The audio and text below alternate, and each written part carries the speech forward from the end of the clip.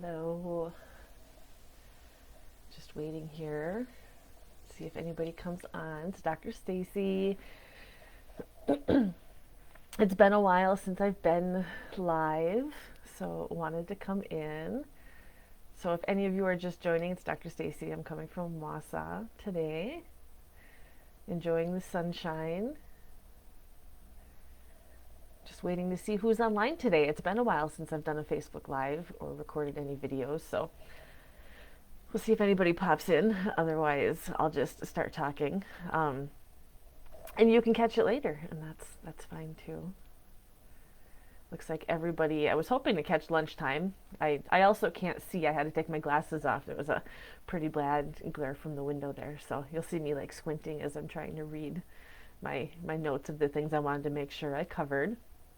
Looks like some people are starting to pop in, so welcome. Thanks for coming in today, popping in part of your day to say hi.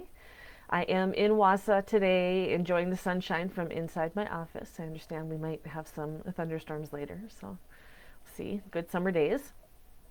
I wanted to share with you today kind of the goal. I was inspired this morning was just something that has come up in sessions recently for me, and questions I've been asked and things that have come up. Really, like, what does my therapist do outside of sessions? What do I need to know about my therapist? What should I know about my therapist? And really, like, what does my therapist want me to know? And I certainly can't speak for everyone, but I can say, like, in general, some of the things that your therapist would really like you to know.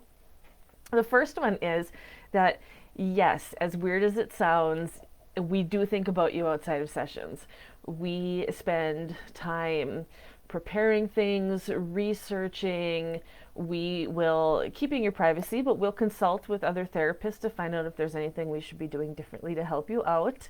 We also get reminded of you when we're in the community, or if we see a meme on Facebook or something comes up that reminds us of a conversation we've had with you, or an ad of something that would be beneficial for you, or a news article, or something that we feel would apply to you or be something. So we do think about you when we're out in the community, when we're at home, when we're on social media, when we're doing different things. Not only thinking of you, like I said, but we also are doing research and consulting and seeing what we can do to be the best therapist for you that we can be, and to help you out the most that we can. We also really value our relationship with you. Sometimes people, I guess, think it's I don't know, awkward or strange or things like that. It's very normal. You come in, you share a lot of information with your therapist, personal, private, deep, emotional stuff that you don't share with everybody. And that relationship is important to us. And it is actually part of our lives too. I know for me, I always say I carry everybody with me in my heart that I've been working with since I started, and it's true. I think all the way back to childhood, some of the initial encounters that I had with some of the neighborhood kids and things like that, like, I just carry everybody with me. That being said, that relationship is super important, and your therapist really wants you to know that if for any reason you're not comfortable, or if the therapy isn't working out, or you don't feel that you can be open, or you don't feel like things are happening, things are working out for you, you absolutely 110% should advocate for yourself and say that, and say, I'm not comfortable, this isn't working. We will not be offended. We know how important that relationship is and the importance of that, and we feel it too.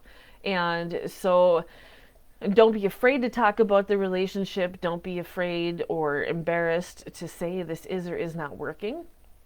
When the relationship is good and there's that back and forth rapport, that's where amazing things happen in therapy. That's where the healing happens, the seeing things in a different way, the progress really happens in that relationship.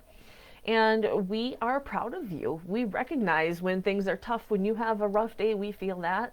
When you have a good day, we feel that too. I couldn't even begin to start telling you how many times I'll be in the middle of a session with someone and they'll have an aha moment, or they'll say something, or they'll share progress that they've made, and I get teary because I'm with you 100% of the way. When we are in those sessions, I am with you. We are emotionally at that point connected. And so when things are going really well, I am very, very proud of you. And I do experience those emotions with you and that pride. And we're so proud of just the strength that you show and the resiliency and the willingness to continue to grow as a human being and do amazing things. So yes, we are proud of you. We also get emotional too. Like I mentioned, we sit with you in a really good, strong therapeutic relationship. We are going to feel that with you, and we're on the same level. I know it's been an emotional day when at the end of the day my neck hurts, because when I'm really into it with someone and we're really feeling things and we're connected and we're working on stuff, I do this like head tilt. And so my clients are probably laughing because they know, like, I lean forward and I tilt my head, and then by the end of the day my neck hurts because I've been listening so intently with my head tilted, because I am in that moment with you. And we do get emotional too. We carry that with us. When you are having a rough day, we feel it. When you're having a really good day, we feel that too. And that's what makes therapy so amazing, is we've got this opportunity to kind of ebb and flow with you throughout the day. Exhausting as well, for sure. But we get emotional too, and we're emotionally in that moment with you. That being said, moving on to my next point, is that feedback is important. If you are feeling things aren't going the way you want it to go, you need to feel confident enough to share that with us. Your therapist really wants you to know that we value your feedback.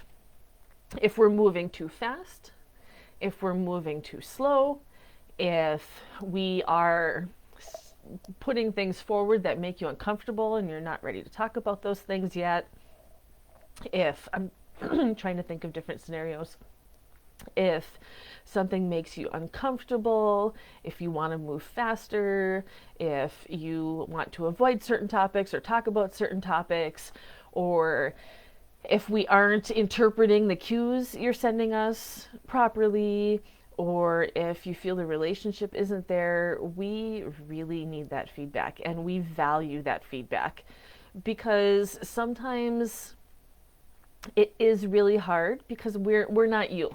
And so as close as we get and as trained as we are to do these things, sometimes you're hard to read because we're not you, and we don't know what you're thinking, or what you feel, how you feel therapy is going, or what's being beneficial, what's not beneficial. And so we really rely on that feedback. So please don't be afraid to talk to your therapist. We want that feedback. Your therapist wants you to know that they want feedback. And my final point today is that we are biased, and we are biased toward you because we spend so much time with you and such strong emotions, and we do have that therapeutic relationship, and we really want to see you succeed. So we are, as much as we try to remain neutral, we are also very, very biased toward you.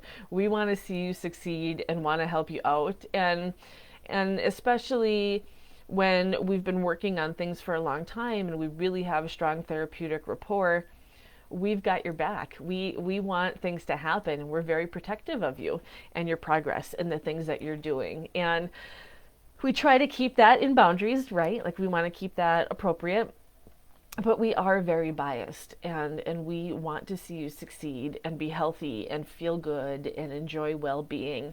And so asking us if we would then work with a spouse or talk with a neighbor or another sibling.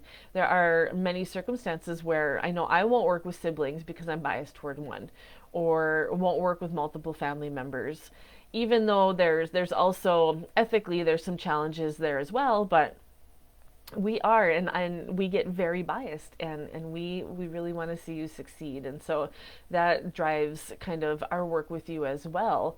So I guess to kind of recap things, I'm glad I've been watching, people have been popping in. Glad to see you're coming in to say hi. We are just talking about things that your therapist wishes you knew. I can't speak for all therapists. I can only speak for myself, but these are some of the things that I have found that have come up that are important. So just to recap on those things, yes, we do think of you outside of sessions. Our time with you is not done after 45 minutes or 55 minutes or 60 minutes or 2 weeks or 6 months or however long you're here. We continue to think about you. Even after you've made progress or you've discharged or you're seeing someone else or years have passed, we still think about you outside of our sessions together. The relationship is super important. Want to have that solid relationship, that comfort. We are not offended if you don't feel that. We will help you find someone that you can have that strong relationship with. That being said, that relationship is also very reciprocal. We get emotional too.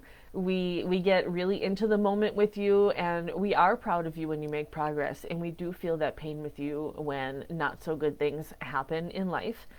The feedback that you give us is important about how we're approaching therapy, the things that we're working on, what your interpretation of therapy is, and how things are going. We really rely on that feedback and we appreciate it. And finally, as kind of an overall, like wrap together, we are very biased toward you because we have been there and we're in that moment with you. We want to see you succeed and be successful and make progress and feel better and heal and be the best you that you can be. And so we really just want you to know that there are things that we do, and that therapy certainly doesn't end at the end of your session. It continues to be an ongoing lifetime thing for us on our end, and hopefully you've got a therapist, or you've had a therapist where you've had such a strong relationship that you periodically think about them too, and it comes up where it's like, oh hey, like so and so would have really liked this, or I wish I could tell my therapist about this, or this came up today and I had this thought and I was like, oh, I learned that in therapy.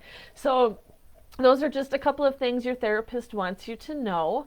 My therapist, mental health friends, behavioral friends, things like that, feel free to chime in, leave some comments about things that you wish your clients knew, things that they were aware of.